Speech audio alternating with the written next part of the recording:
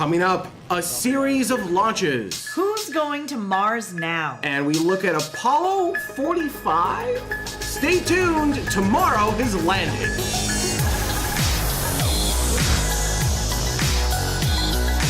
Oh, it's beautiful, Mike. Got the flag up now. You can see the stars and stripes.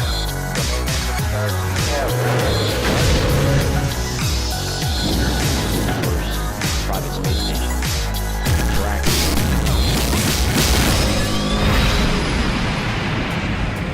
And welcome to Tomorrow, episode 7.21 for July 19th, 2014. My name is Benjamin Higginbotham. With me, as always, is my beautiful, lovely, wonderful, and talented wife, Carrie Ann, will be your host for this episode. Now, before we get too far into this show, I did want to give a huge thank you to the patrons of Tomorrow who have helped make this specific segment of this episode happen. These are the people who have contributed at least $10 to this specific episode. We are a crowdfunded show, and every dollar helps. You can get more information on that at patreon.com/TMRO. All right, how about we get started with some space news? First up, on Sunday, July 13th, 2014, at 16:52 Universal Time, we had an Antares launch. Check it out. 2, 1, and we have ignition. And we have liftoff of Antares for the Orb 2 mission from the Wall Flight Facility, delivering Cygnus on its second commercial resupply service to the International Space Station.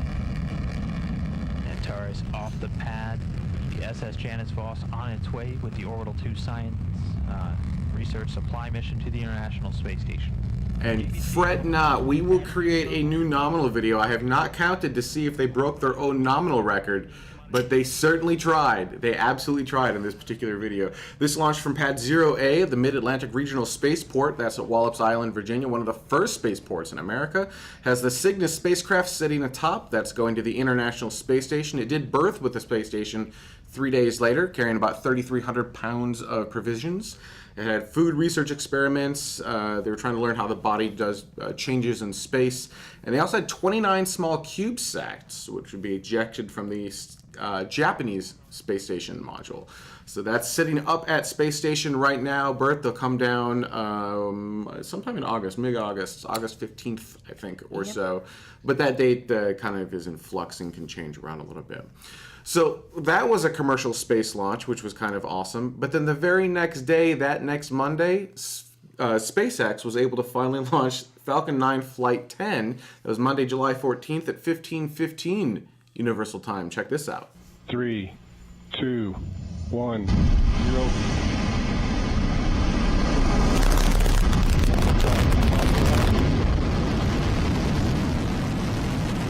Falcon 9 has cleared the tower.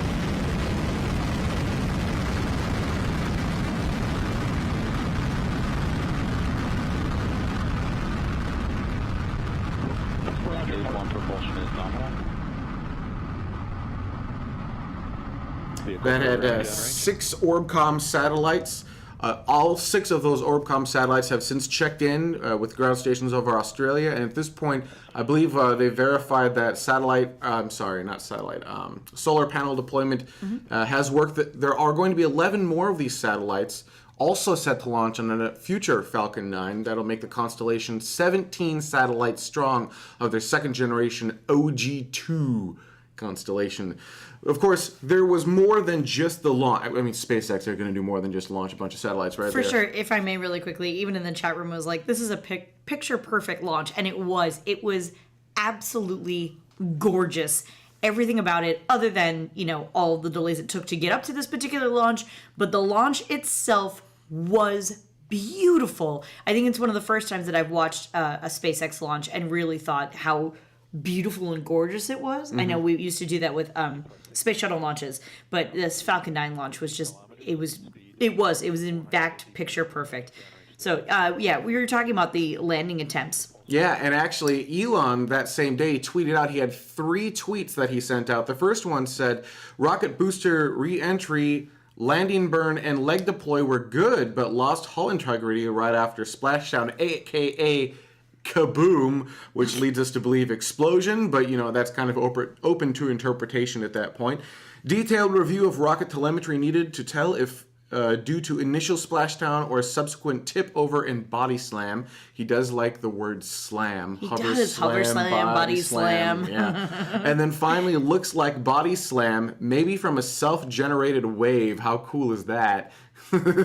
Now, if you're wondering what he's talking about, that's of course taking the first stage of a rocket, detaching it from the second stage, flying it back down, and then trying to recover it. Now, the goal here is to drop it onto land, and there are Eventually. 4 landing legs that will deploy and they'll land it on land, but they're still early in the development, so right now it gets pushed over the ocean. We don't have video from this last attempt, but there is video from CRS-3. This was cleaned up by NASA's spaceflight. Oh, yeah. This is approximately what it looks like. So you can see it coming down, and if you look carefully, you'll see the 4 legs kind of deploy.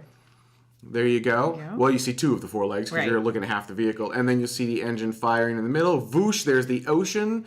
And then kaboom, right down into the ocean. And that would normally not be kaboom into the ocean. It would Right. be onto land. It would be asa. It'd be kaboom, poof, and it would be done. So that happened. It seemed like it was fairly successful. It did land in the ocean, and they were able to. Yeah, I mean that's a good thing. So you're able to capture a lot of data, and figure out what it will take to advance that, so that you can actually start landing it on land someday in the future. And actually, for those, congratulations to NASA spaceflight. If anyone's seen the original video from that, it was crap. unusable. You could get like maybe a frame, a frame out of it, and they made it into a usable video. So kudos to the entire team over there. That was pretty epic. Speaking of launches, the Soyuz 21A launched on Friday, July 18th at 2050 Universal Time.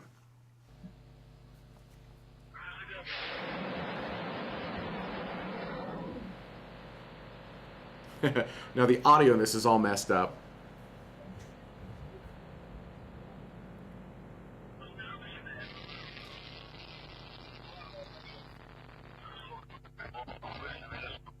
It's like out of a sci-fi horror movie almost. Right? So this was launching a Russian Photon satellite. The neat thing about the Photon satellites is they're recoverable. So they've sent up live animals, plants, plant seeds, material samples, and what's going to happen is when the mission's complete, the spacecraft's going to break apart, and then it's got a spherical landing capsule. It has a heat shield, and it's going to return to Earth with a parachute-assisted landing and should land somewhere in Russia. Then researchers are going to be researching the effects of microgravity on adult geckos, that would be the live animals that they sent up, including their sexual behavior and embryonic development, because, that's what you want to do. They're also working on building Jurassic Park. That's going to be another thing that they're working on. This is the 16th time that the Photon satellite has launched since 1985, I think it is. I'm like, the name of the satellite, the name of like Proton. That's not it. Photon satellite. Excuse me. All right. ESA Rosetta update. So ESA is sending a spacecraft to Comet 67P. How do you say that? Yep. Exactly. Just like that. So 67P, I'm going to mess up. It's like Churyumov Gerasimenko. The thing is, it's been given nicknames. So it's Cherry Gary. That's a good one. Or Comet CG, or just sometimes 67P. That's because pronouncing the whole name is insane. It's not insane. It's just Russian. Okay. Whatever. I like calling it Cherry Gary. I think that's awesome. Gary, yeah. Cherry Gary. That's what we're going to call it. So this August, Rosetta's going to take high-resolution pictures. It's going to go around Cherry Gary and actually so you kind of see it going around. Off we go. And it's going to take high-resolution images of Cherry Gary itself from orbit, essentially. And then a little bit later on in November, there's going to be a small lander that's going to detach, and actually, as per its name, it will land on Cherry Gary. And for the first time ever, we'll have a rover, or not a rover, it's a lander. We'll have a stationary lander on an asteroid, able to send back imagery and science reports. That's going to be really freaking ridiculously cool. This is where it gets kind of exciting. They're actually getting closer and closer. So it has new imagery that's been beamed back to ESA. So every day we get closer, we get more and more resolution. And the next video, so Dutta, if you look at the next video on your timeline, there you go. That is actual imagery from Cherry Gary, or Comet CG or 67P. And check it out. It looks like a rubber ducky.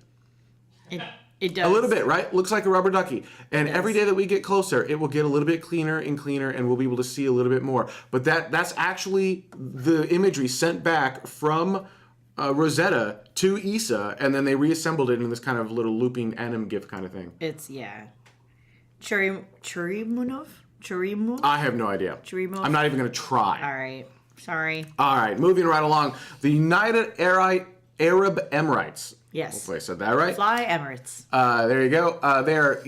They have a lot of energy. We'll put it that way. A lot of energy, and they sell that energy to the rest of the world and make a great deal of money. Yes. And they also have the world's tallest building. It's insanely huge.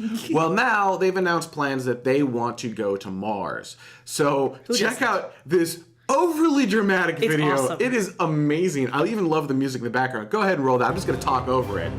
Yeah. Oh, things to check out. Fun little things we noticed.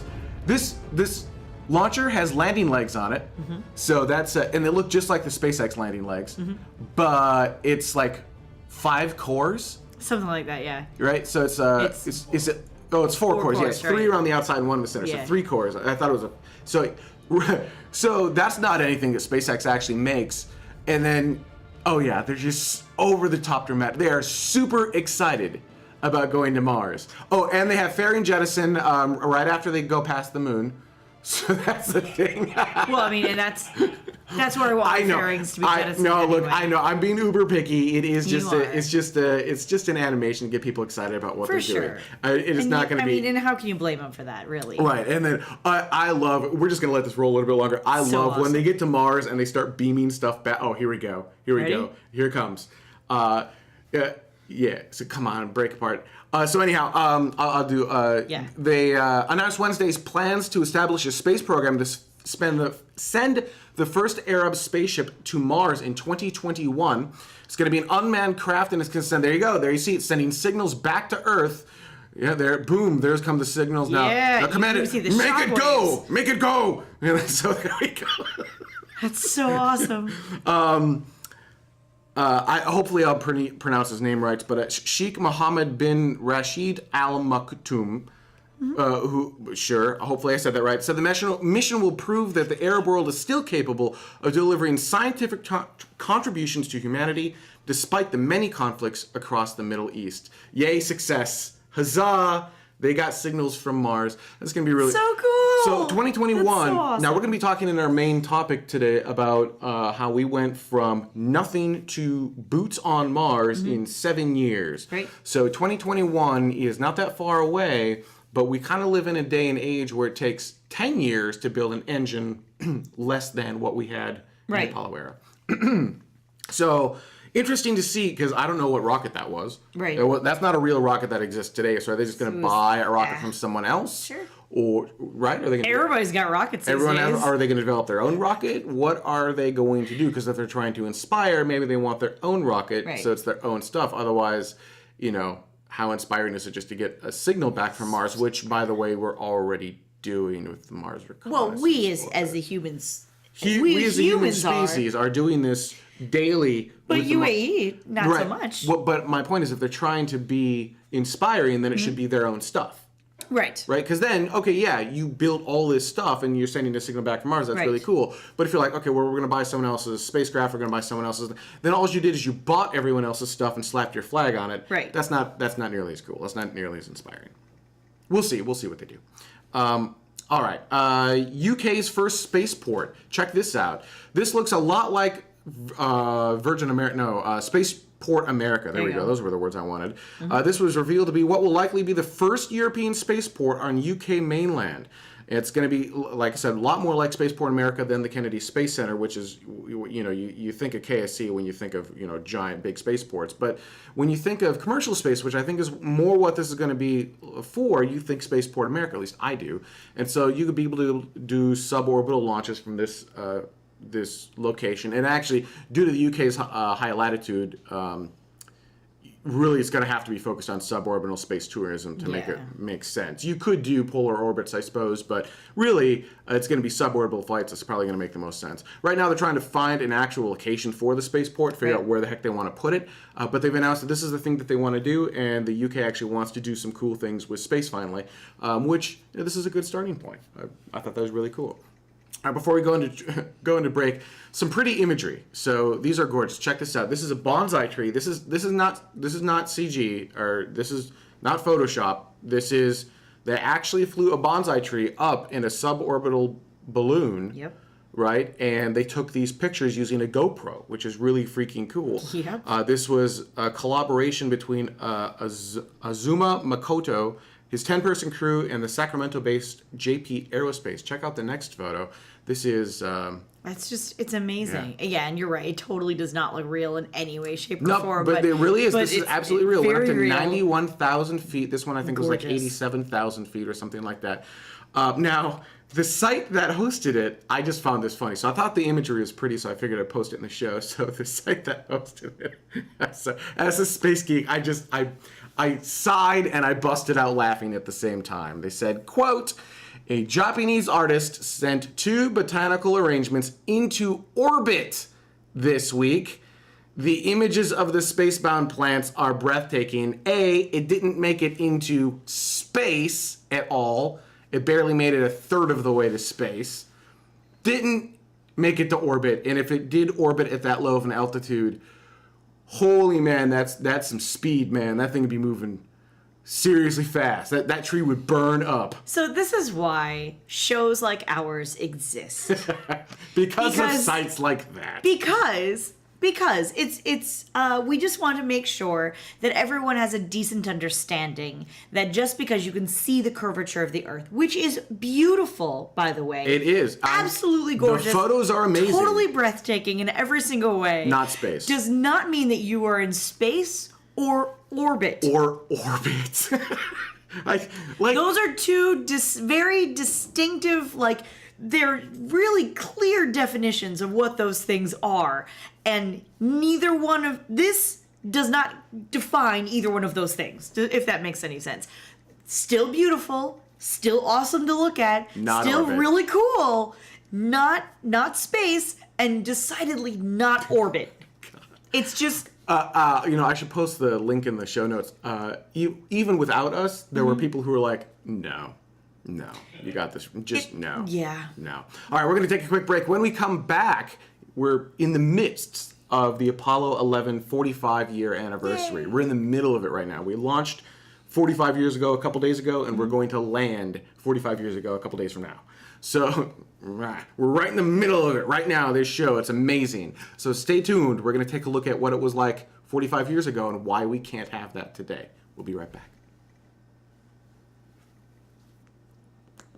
Look into her face, determination in her eyes. She won't give up or quit or fall for little fashion lies. Filled with awesome expectation, this girl's a fascination.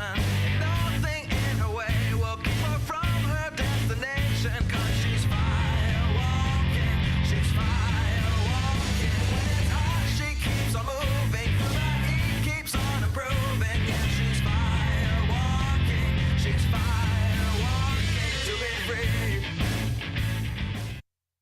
But why, some say, the moon? Why choose this as our goal? And they may well ask, why climb the highest mountain? Why, 35 years ago, fly the Atlantic? Why does Rice play Texas? We choose to go to the moon. We choose to go to the moon in this decade and do the other things, not because they are easy, but because they are hard. Because that goal will serve to organize and measure the best of our energies and skills. Because that challenge is one that we're willing to accept, one we are unwilling to postpone, and one we intend to win, and the others too. I'm going to step off the limb.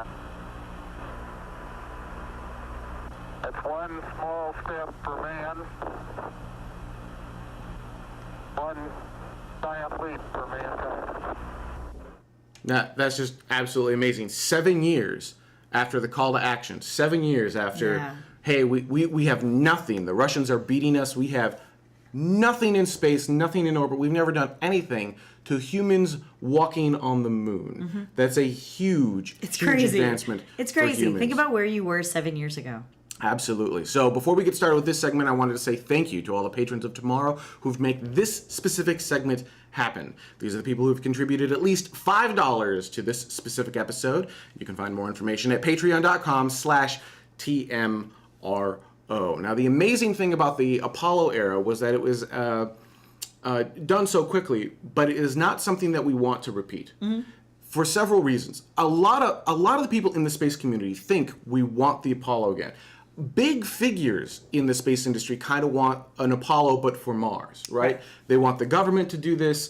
They think that with the correct political climate, we can make this happen. And you even hear in our own chat rooms on Reddit like /r/space, you'll hear, oh good, we'll have another space race again. Right. These are not necessarily good things. And so I mentioned that amazing speed in which we did this. Consider from nothing to in 7 years on the moon. Today, it's from nothing to like an engine in 10 years that is less capable than the F1 engine that put humans on the moon. So it takes even longer today.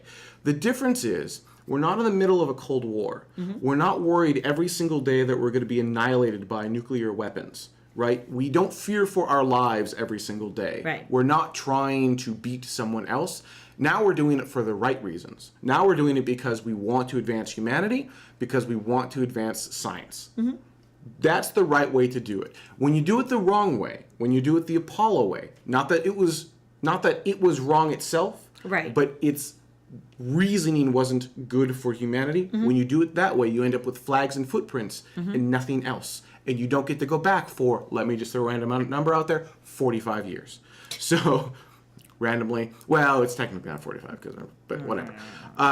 So, now is a different day. It takes longer to do this stuff because we don't have, in the Apollo era, you could waste anything but time. Right. So you could throw money at the problem, whatever. NASA had over 4% of the federal budget. Now they have less than 0.5%. Yeah. NASA's marching orders, they were told, you need to go to the moon, send a human to the moon, and safely bring them back. Right. Now their marching orders are huge books. You need to build a rocket that uses solid fuel. It doesn't have a destination. It needs to use this specific technology. You have to do it this way. We need to keep jobs in our district. Very, very different thing. So we live in a different time, but that's okay. Right. We live in an amazing time. We live in a time where commercial space just launched back to back. Right? Sunday and Monday, 2 commercial space, they sent spaceships to space with cargo on them. One of them is looking to upgrade that spaceship to send humans on it. We've got Virgin Galactic, I was like Virgin America, we've got Virgin Galactic ready to send you to suborbital space so you can experience zero-G.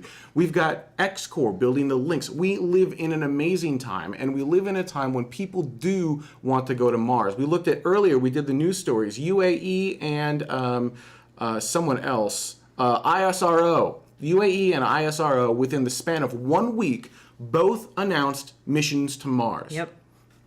These are great things. So the next step, and the thing that we are all waiting for, is that human settlement of Mars.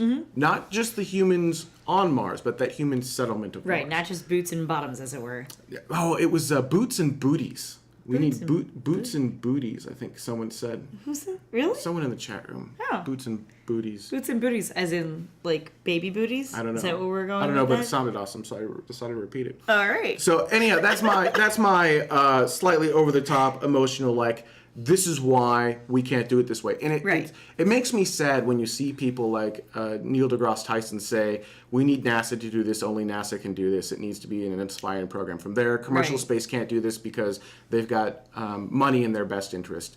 And, you know, I won't speak on behalf of any of the commercial space programs, but I know that anyone that I work with at SpaceX, anyone that I work with at Mass and Space Systems, anyone that I know at X-Core, anyone that I know at Mass and not work with, anyone that I know at JPL, all of us, we're all of the same mentality. We all want humans on Mars. And it doesn't matter what organization you work for, we're each trying to make that happen. So I don't see it as it has to be government. Just because that's how we did it before doesn't mean that that's how we have to do it now. And when you look at Christopher Columbus, that was actually funded by privatized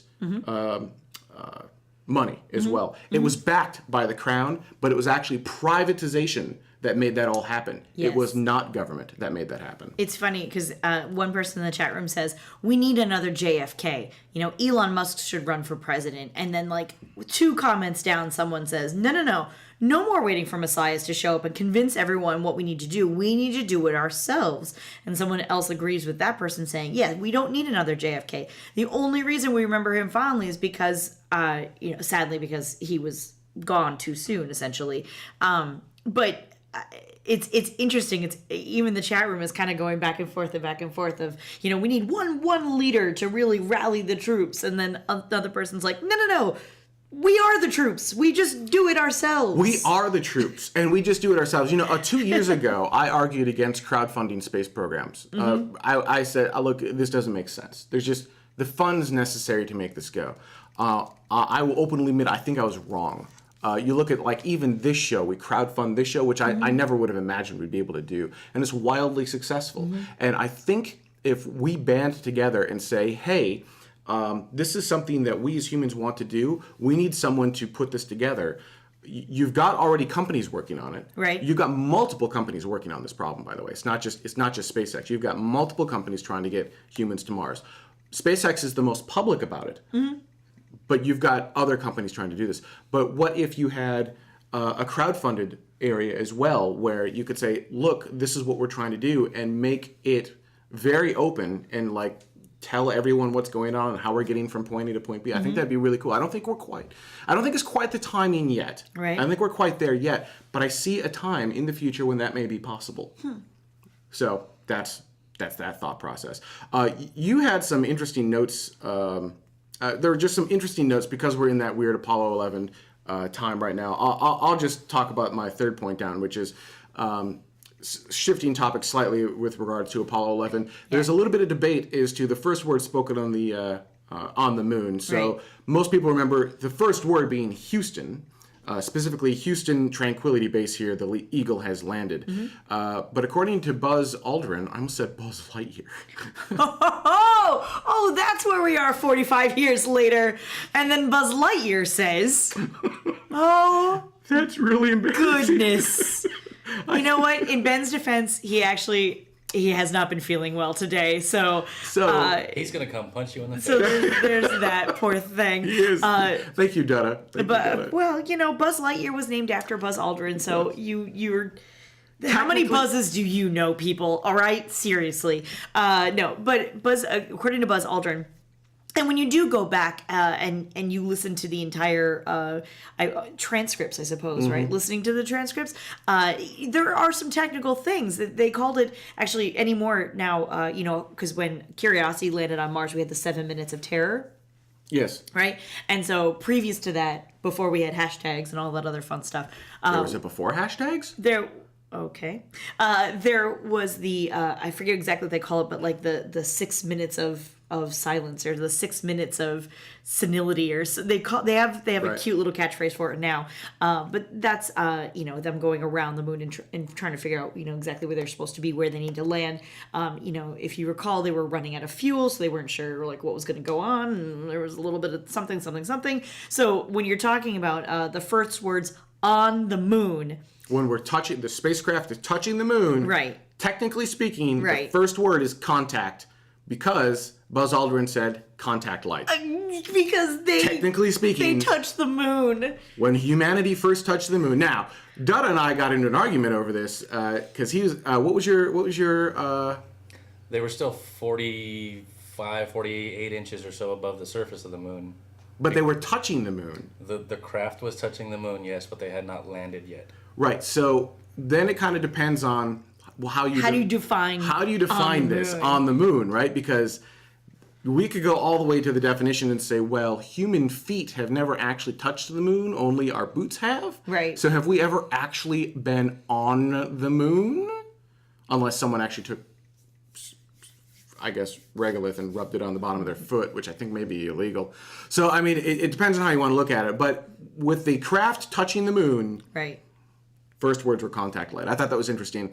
There were actually words spoken after that as well. Before we even hit... Before we hit the Houston Houston, landed right there, thing. and I don't remember what they are. But Well, those right, were, because you, like, with anything, when you are, you know, even when you land a plane, before you get on the comm and tell everybody, all right, cool, we've landed, everybody, and don't worry, your stuff is probably shifted up in the, right? I mean, before all of those words are spoken, there's other words that happen. astronauts, be careful when opening the luggage bin, as your luggage may have shifted during flight. You know what I'm saying? The point is that the wheels touch down, and you have down, you have wheels stop, and there's all the technical stuff. There's the boring stuff that I don't care about. I'm sure there's people in our chat room that love that and who are watching that love all that stuff, but the average human, which doesn't understand the technical mumbo jumbo, if you will, just give me that for a second, then the first thing you remember is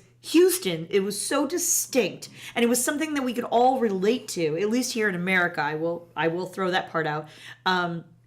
Houston, it was something we had heard before. We knew where it was. We knew who they were talking to when they referred to Houston. All the other contact light, blah, blah, blah, didn't mean anything. It wasn't any...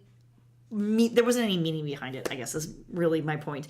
And if that was going to be in a tweet, it would be hashtag Houston. All right, you have some shoes in here. Yeah, I don't know. I just thought it was really kind of cool. I want them. They're ugly. They are so ugly, but I want them. Check these out. I always think it's interesting. They're so ugly. They're so ugly. When we all we had a show not too long ago, right? Talking Last about week. space. No, but you know what I'm saying. Very specifically, talking about space and how to get your so-called non-space friends interested in space. Yeah. How do you have those conversations? How do you start those conversations? And then here you go. It's obviously not randomly. They timed it out. Here are moon boot inspired sneakers, which again, they're so ugly as I want them sin. anyhow. They're Can you so buy them? Terrible. Are these for real? They are for real, but I don't believe you can buy them. Oh. Let me Can I wear them on the moon?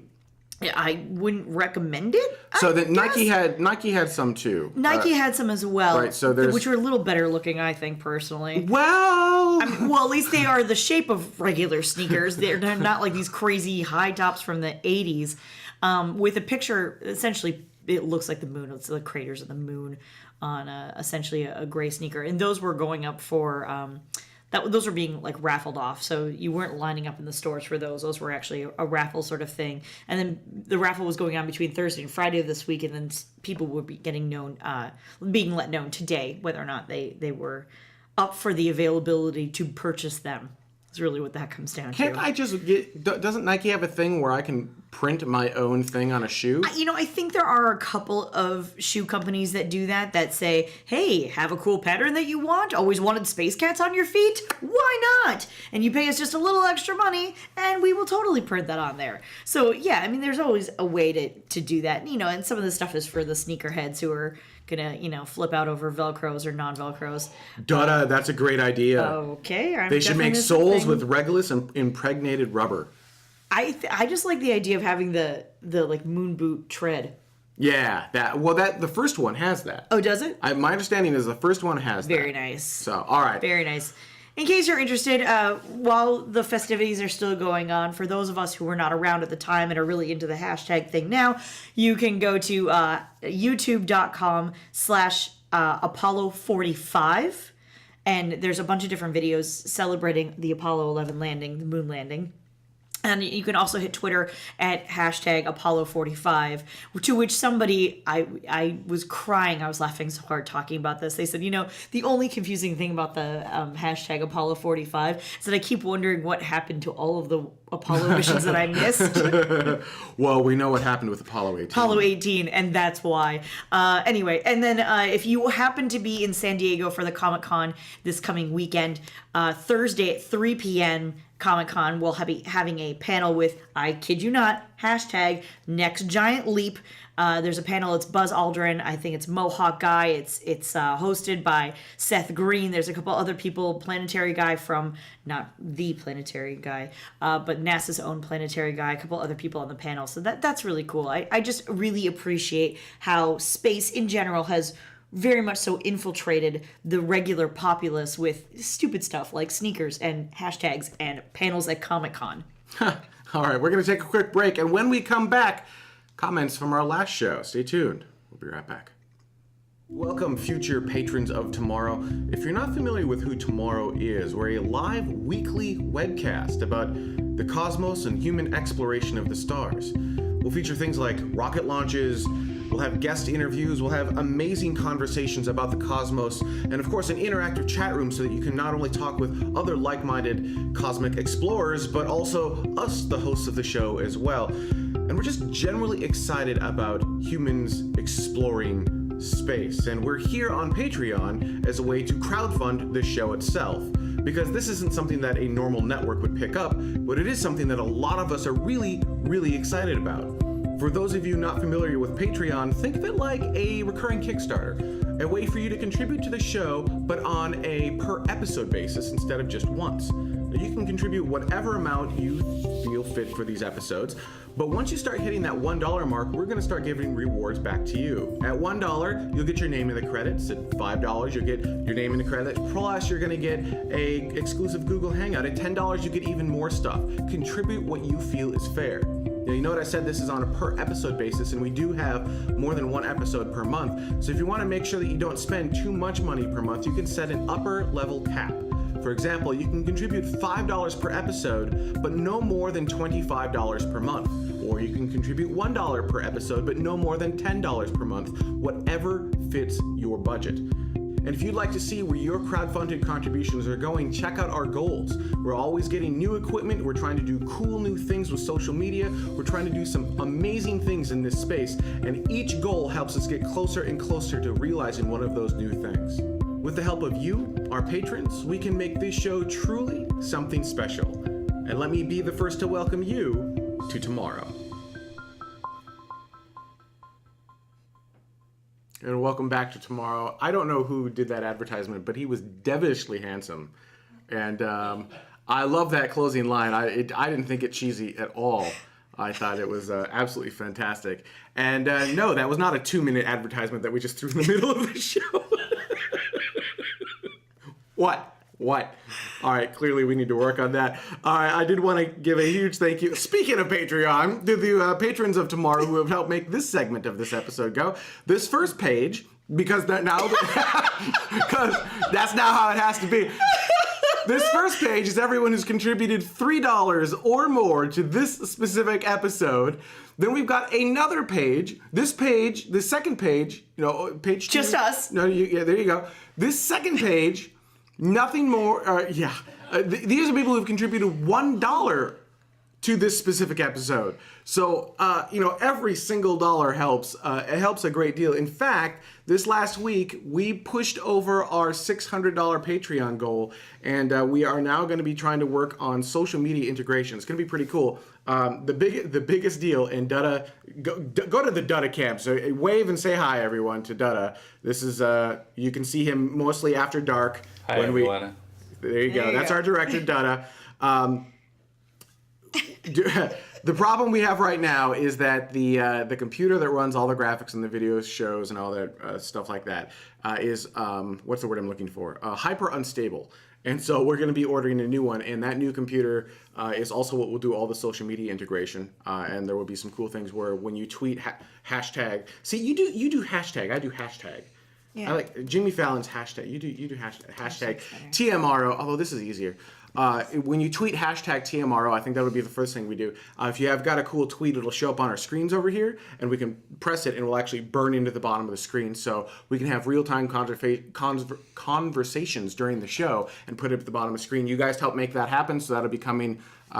We'll start the ordering this early next month, and then it will take a little bit of time to develop, but you'll start to see it happen rapidly. All right, let's get into some comments from our last show. This first one comes from Nick Cullen. Nick says... Hi, Nick. Hi, Nick. The thing that gets me most excited for solar sails is that they can power future cargo deliveries to Mars, and they can be collected over time to act as solar mirrors to help with the warming/terraforming of Mars. I thought that was an interesting idea. The idea that you can use like a light sail Right. to then also use it as sun catchers or sun reflectors, essentially, Right. to help warm the planet. Because to terraform Mars, ironically, to terraform Mars, we need to start global warming. So because solar To sails ship our are already in those kind of triangular position or triangular shapes. sure they can be any shape you want them to be. Right, really. but so the ones we talked about last week. Yeah. Okay. And because Epcot's great golf ball is also made up of a bunch of It's a geodesic sphere. Yeah. right, is made up of triangles. Can we just build one of those? A giant in space, a giant geodesic Sphere. Geodesic sphere. Jeez. It's Yeah, gonna be out of one solar those. sails. Honestly, that would actually be kind of cool. Can we get like a space shuttle main engine coffee table while we're at it too? Yeah. Yeah, I don't see why not. Because want to know why? Want to know why? Why? Want to know why? Why? Because everything can be bigger on Mars. Why is that? I don't know. All right, from Todd. This comes from the new. Actually, if you're watching the live show, you're forwarded to TMRO.tv. You can see us as we develop the site. we're not done developing the site yet, but you can watch us develop it, and you can watch it like randomly just page error on us, or you can watch the code get changed, or how some things do not line up. Or my favorite, right now at the very bottom, it's like put your widgets here. But anyhow. Todd says, with this interview of Dr. Franklin Chang Diaz, you've become a real show. Congrats. You know, it's funny. Thanks, Todd. I don't recall my nose ever growing before I became a real show. Every time I lied, my news... Why were we not a real show before then? because We before had then, interviews before then. We were made out of wood. Well, Todd's only been watching for like 2 episodes now, so... I'm sure that's not what he meant, but Maybe I read that and I laughed. I'm like, screw you, Todd. We've been a real show for like 6 years, 7 seasons. Maybe Todd's only watched the After Dark shows, and now finally tuned After Dark is not a real show. tuned into a After real Dark show. is not a real show. Who Oh, knows? man. That's funny. I'm sure he didn't mean it that way. I actually wondered why you put that in here. Because it was freaking hilarious. That's why. All right, the next comment. Okay, This next- comes from Reddit/TMRO. Yes, it comes from Nuke-Den. Nuke-Den. That's what we're going to go with. Boosh. This particular developing technology, Vasimir thrusters, is fascinating. Thank you for spending the time to expose us to the exciting new developments happening in this field. I can realistically foresee a day that these thrusters enable robotic spacecraft to accomplish such tasks as chasing down an asteroid, attaching themselves to it, and pushing the asteroid towards a larger mining facility where it would refuel and begin again. Very exciting. With increased power and reduced fuel capacity requirements, such a craft could be more profitable to operate than those with chemical propulsion, and therefore more likely to draw investors.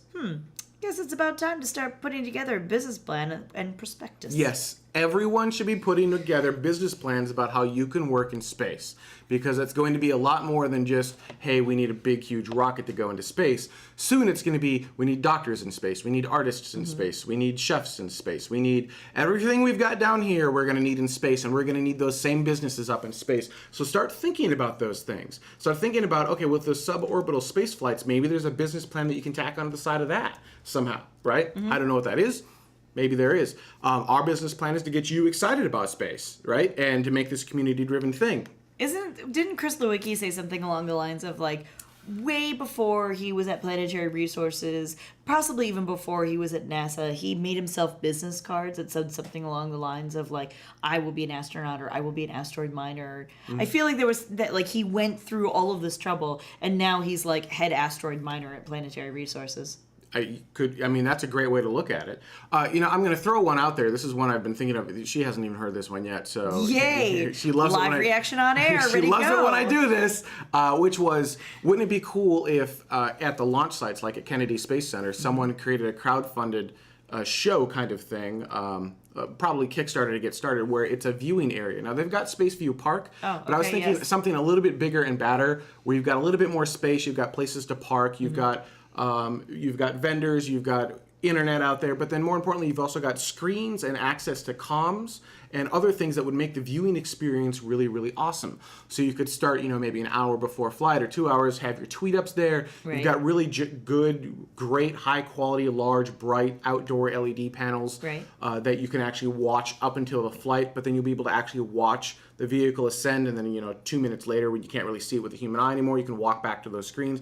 Maybe covered in the area because it's so flippin' bright and hot out there, so that you've got a little bit of shelter from the sun. Just a really nice, permanent place to go view launches, and a place where you can actually have all of the media or some of the media out there doing shows. So you've got a large group of people. You can show the groups of people in the background, so it actually looks like people are interested in space again, as opposed to Right. just the shots of the rocket, Right. stuff like that. Right. So that was my hey, you could crowdfund. Someone could probably do that, crowdfund it to begin with, Right. and then do a Patreon recurring thing, or Right. a really inexpensive ticket to just go there. Once you've got the base part of it funded, it shouldn't take that much to operate on a monthly basis. Launch coverage lounge area. So Launch coverage lounge. I love it. Which I of love course, it. Then just in my you mentioned hot, and I grabbed onto that. So I was like, and you can have a dunk tank over here, and you have a place where you can get your hair cut over here, because I'm sure there's be a lot of guys who would be like, all right, this is just not going to be a thing. It's just. You could that's have where my mind goes. Well, of course. that's it. I figured it out. Here's the business model for this place. Yes. There are 5 air-conditioned rooms. Yes. Now, the launch site itself is free. Right. But 10 minutes in the air-conditioned room is $20. Yes. And it only fits one person. Yes. But you still have the TV, and all it is just an air-conditioned room. It's terrible. For any of you who've ever been in Florida, you'll know what we're talking about. Okay. All right. Next comment. Goodness gracious. It comes from Bernard Pickler, I believe. Anyway, I'm confused about the vertical integration explanation. Doesn't it mean that the rocket and the payload are mounted in a vertical position? If you read the Wikipedia article, quote, SpaceX launch facilities, you will find the term, quote, vertical integration facility, indicating that this is the right explanation in this context. It is the incorrect explanation Well, it's because funny. of the term facility. Facility, exactly. That's the modifier to the term vertical integration. There's 2 ways of looking at it. One is the things are in a vertical integration as you're speaking, and that's actually one of the areas of contend. I guess is what am I trying to say? SpaceX for the rocket when loading payload cannot do vertical. They do it horizontally. Integration. They do horizontal integration. When integrating the fairing onto the rocket. Correct. Yeah. However, when you're talking about a vertically integrated facility, you're due better explanation on this one. No. So a vertical integrated facility, that is a vertical integrated facility. Sure. So the facility itself would be, so you mentioned the difference between horizontal integration and vertical Right, integration right. from a facility standpoint. Okay. But a vertically integrated company, Okay. which is what we're talking about. Sorry. A vertically integrated company means that they're sourcing all their parts essentially internally. Right. They are doing all of their part creation in-house. So they don't go outside the company. They don't go this way to get their parts. They go in the company to get their parts, if that makes any sense. Right. As someone, Vax Headroom in the chat room says, the difference is facility versus business model. Correct. So the hard part is both use the term vertical integration. The difference is I stop there. You can't add the word facility. Right. So vertically integrated, if you search Wiki for vertical integration, you'll actually get the term that I was speaking of. Okay. If you add facility, you will not. There you go. So hopefully that helps. help? Hopefully that helps. All right, moving on. James spanks me and says, So you said you didn't want to use 3-letter acronyms. So what's an ISP then? yeah, I am 150 million% guilty of doing that. In last week's show, we said we try to avoid using 3-letter acronyms or any acronyms because we wanted to make the show available to everyone. So we usually say what the thing is, with the exception of NASA. Most of the world knows who NASA is. ESA, JAXA. And even then, we'll sometimes, even with ESA, try to use both. We'll Actually, kind of intermix. But even yeah, earlier today, we said we spelled out ISRO, and we also used the term ISRO. Mm-hmm. So stuff like that, we'll try to explain it. However, I didn't say what we were talking about. We were talking about the new engine on Firefly. Right, and I this is to be mentioned the specific- ISP of the engine, Correct. but I didn't describe what it was. Because we're not speaking about your internet service provider. I know. be- and if just you to be search for clear, ISP, that's probably what you'll come up with. It's like the first 3 million hits. ISP stands for specific impulse. And what it is it's a way to describe the efficiency of a rocket or a jet engine, and it's basically measured in time. So it represents the force With respect to the amount of propellant used per unit time is what you've written. Yes, but I'm trying to find a good example. Okay. An easy way to describe this, an ISP of 400, which would be an amazing rocket engine, but an ISP of 400 versus a rocket engine that has an ISP of 800. A rocket engine that has an ISP of 800 will have twice the amount of force for the same amount of time, Okay. or the same amount of force for twice the amount of time. Okay. Does that make sense? I think so. That's what, and it's one of the ways you can measure a rocket engine. It's one of the many ways to measure the efficiency of a rocket engine, if that helps. Hopefully that describes what ISP is in a really poor way. All right, moving on. I have no idea how to pronounce that. Yeah, I guess the one thing I apologize that sometimes, besides not reading the comments, although I did read all of the comments this week before reading them on air, is sometimes I don't always look at the commenter's name, which this one is. You know what? I think it's Street Cred 0. Eh? Oh. Cred. Do you not have that one? I don't know if you have that one. Well, Street Cred 0, nonetheless, Oh, there it is. from YouTube. There it is. Yeah, that's it. Says, what about Zubrin's claim that Vasimir is not viable? Zubrin. So, the problem with all electric engines right now is the amount of power required. And the amount of power is not small, right? So you need a great deal of power to do things. To do awesome things, you need awesome power. It's that simple. That doesn't mean that the engines don't work at lower amounts of power. It just means that you get lower amounts of thrust. So Zubrin is on this rampage against Vasimir. I kind of understand his point, but he goes about things the wrong way. And this is the third year in a row now where he's contacted the Ad Astra rocket company and said, hey, I want to debate you on this thing. And then they don't show up because why would you? It's a horror. You don't show up to someone's debate on their home turf like that. That would be stupid. And Are you calling Bill Nye stupid? Maybe. That was not a smart move. Anyhow, you just don't do that. And so Robert Zubrin is so focused on Mars that he does this sometimes. And he refuses to see other things. There are other applications for Vasimir outside of Mars that make sense.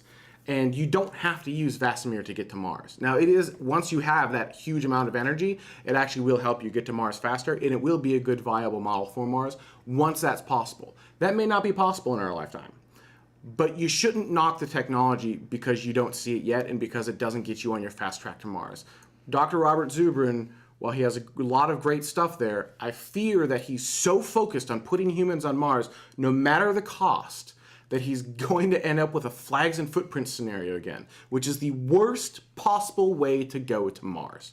So it's not that Vasimir isn't viable, it's that it's not going to get Robert Zubrin to Mars in a faster way. And it also means that we should not be waiting for Vasimir to go to Mars. And I think it's part of his gripe is that, people are saying, well, we'll just wait for Vasimir to have its 200 megawatt, not kilowatt, megawatt engine, and then we'll get to Mars really quickly. And he's like, no, which he's not wrong on. But that doesn't mean that the engine's not viable. If I may point out, just very quickly, and hopefully we'll have a link to this in our show notes. But there was the MarsSociety.org published the letter this year, I will say, that Zubrin sent to Dr. Chang Diaz. Yep. And it happens to be dated I thought was of note, for June 13th, 2014. The day after our show? The day after we had the interview with Dr. Chang Diaz. That's probably coincidence, because he asks him every year. But who sends a letter dated on a Sunday? I guess. I I don't disagree with all of what Zubrin says, and I do admire him for just having the zeal and never giving up and going for Mars. Good for him. Right. But at the same time, sometimes the way he does it is wrong. This is one of those ways that I think is wrong. I feel like this maneuver is slightly childish. It serves no one, and it's not going to get him to Mars any faster. In my opinion, he should drop it. Vasmer is a viable product. I believe, is likely a viable product. I'd be very surprised if it's not. It's going to space. Yeah. Whether he wants it to or not, it's going up to the space station. Yes. And it will start doing things. Whether or not it's doing things with Mars is irrelevant. This is to rocketry, electric engines, as to what chemical engines were in the 50s. Right? So there's a lot we can do here, and there's a lot of really cool stuff we can do, and it scales more. Anyhow. I'm just saying. That's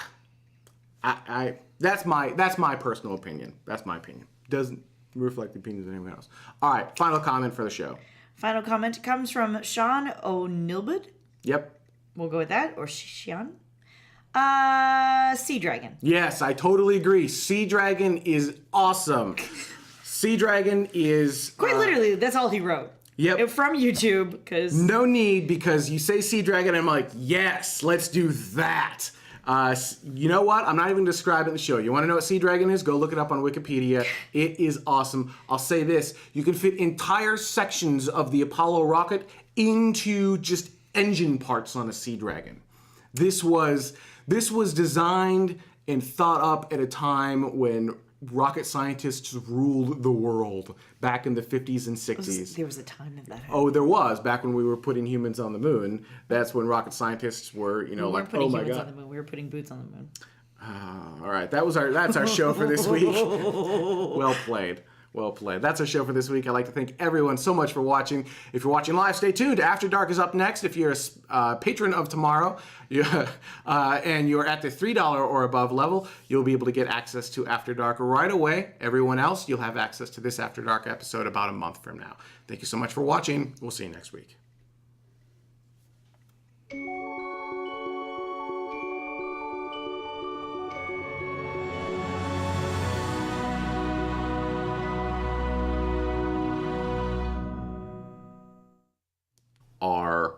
All right, how about we get started with some space news? First up, on Sunday, July 13th, 2014, at 16:52 Universal Time, we had an Antares launch. Check it out. 2, 1, and we have ignition. And we have liftoff of Antares for the Orb 2 mission from the Wall Flight Facility, delivering Cygnus on its second commercial resupply service to the International Space Station. Antares off the pad. The SS Janus Voss on its way with the Orbital 2 Science research supply mission to the International Space Station.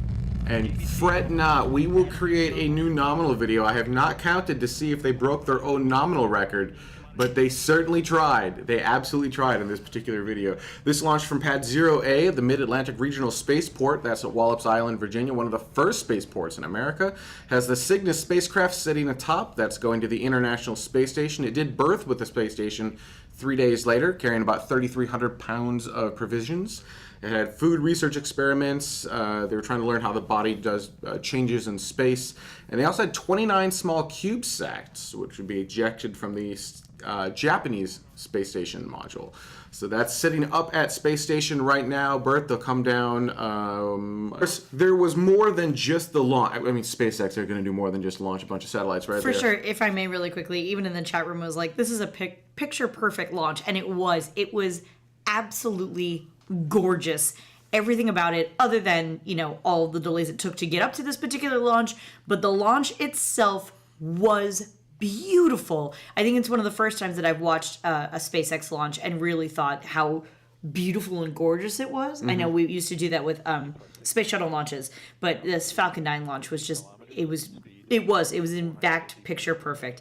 So we were talking about the landing attempts. Yeah, and actually Elon that same day tweeted out, he had 3 tweets that he sent out. The first one said, rocket booster re-entry, landing burn, and leg deploy were good, but lost hull integrity right after splashdown, aka kaboom, which leads us to believe explosion, but that's kind of open to interpretation at that point. Detailed review of rocket telemetry needed to tell if due to initial splashdown or subsequent tip over and body slam. He does like the word slam. He does. Hover slam, body slam. Yeah. And then finally, looks like body slam, maybe from a self-generated wave. How cool is that?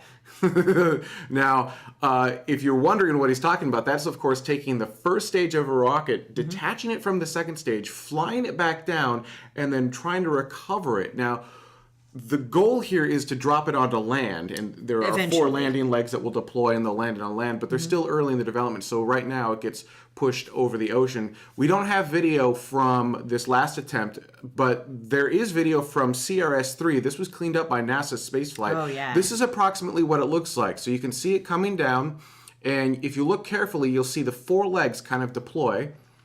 There you go. Well, you see 2 of the 4 legs because you're looking at half the vehicle. And then you'll see the engine firing in the middle. Voosh, there's the ocean. And then kaboom, right down into the ocean. And that would normally not be kaboom into the ocean. It would be onto land. It would be asa. It'd be kaboom, poof, and it would be done. So that happened. It seemed like it was fairly successful. It did land in the ocean, and they were able to. Yeah, I mean that's a good thing. So you're able to capture a lot of data, and figure out what it will take to advance that, so that you can actually start landing it on land someday in the future. And actually, congratulations to NASA spaceflight. If anyone's seen the original video from that, it was unusable. You could get like maybe a frame sometime in August, August 15th, I think, or so. But that date kind of is in flux and can change around a little bit. So that was a commercial space launch, which was kind of awesome. But then the very next day, that next Monday, SpaceX was able to finally launch Falcon 9 Flight 10. That was Monday, July 14th at 15:15 Universal Time. Check this out. 3, 2, 1, 0.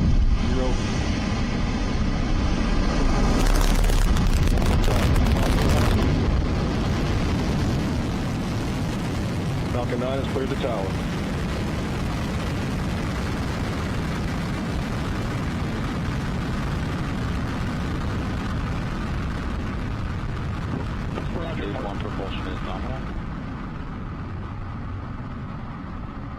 That had 6 Orbcomm satellites. All 6 of those Orbcomm satellites have since checked in with ground stations over Australia, and at this point, I believe they verified that solar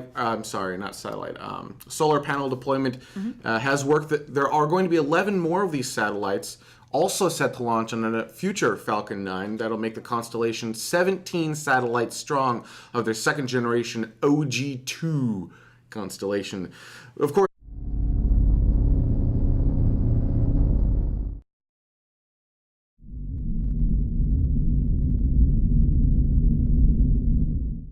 coming up, a series of launches. Who's going to Mars now? And we look at Apollo 45. Stay tuned. Tomorrow is landing.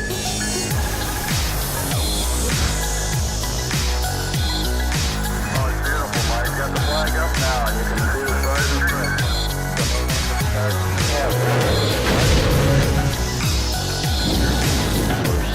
Private space station.